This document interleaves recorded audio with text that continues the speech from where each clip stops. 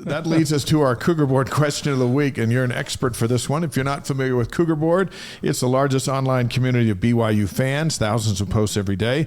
This question comes from one of their insider subscribers, and I know CougarBoard follows you very closely. What are the chances that the NCAA will be forced to not count junior college time as eligibility? How would that affect the game? Would there be more investment in junior colleges as a farm system? So that's a lot to throw at you. But is JC time going to count against Division I time? Man, trying to predict what the NCAA is going to do it's impossible at this point. But if I'm looking at it and just the way that things have kind of played out, yeah, I mean, I don't see a world where this gets challenged in court and the NCAA is able to continue to operate the way they always have.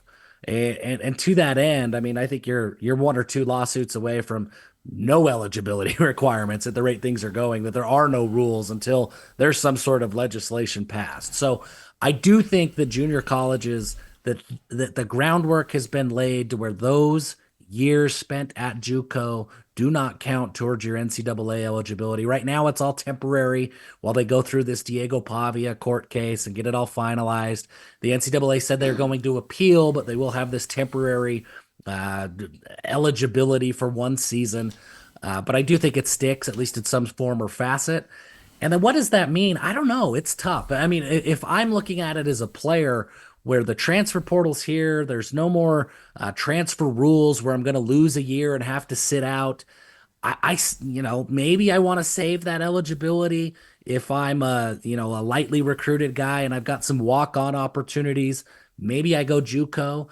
But otherwise, I'm looking at it, if I've got scholarship offers from, Utah Tech and Weber State and then preferred walk-on offers, I might go to FCS. You get a little bit tougher competition, and then you can just transfer in a year anyways. Yeah. So I don't know that JUCO will ever be that true farm system like it seems like it could be, but it definitely will be more of a role. JUCO ball is just so tough, right? COVID decimated junior college football. Hopefully that's able to get rebuilt and there's more JUCO programs throughout the country.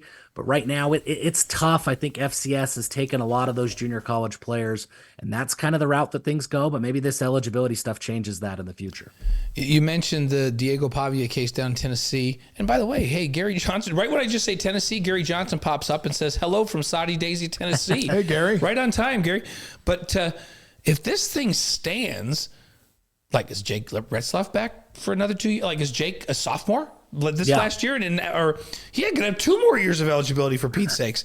That's crazy. And does Darius Lassiter come back next year? I mean, what happens with BYU if this thing stands? Do you see some of these guys coming back another year? I think that there's some that could. I mean, does Darius Lassiter have enough NFL guarantees, or is there an NIL package that could, look a little bit more attractive than a fringe draft guy and a practice squad guy? I think absolutely. If that's the grade that Darius Lassiter gets, then it's going to be really tempting to come back to BYU for one more year. I think Caleb Etienne is in that same boat. I don't know that his stock is going to be any higher than it is right now. But if he goes and he meets with those NFL guys and he's a late round guy or he's an undrafted guy, I'm sure that BYU would be thrilled to have another year of Caleb Etienne, and he was also a JUCO guy. So, yeah, I think it's a big deal if it stands. Maury Bamba could come back for another year. There's a handful of contributors that could take advantage of it. I don't know that it's a surefire that absolutely, yes, they will just because that year is there.